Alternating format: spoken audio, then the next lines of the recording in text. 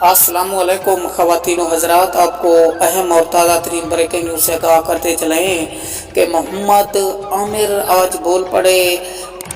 Afghanistani bowler ने जो मोहम्मद आसिफ अली से बदतमीज़ी की उसके बारे में मोहम्मद आमिर का कहना था कि इस तरह की गालियाँ किसी भी बॉलर को अच्छी नहीं लगती और गालियाँ नहीं देनी चाहिए थी।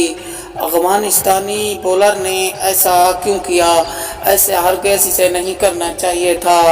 हार जीत और होती रहती है, लेकिन इस तरह की लड़ाई हरगिज़ नहीं होनी चाहिए।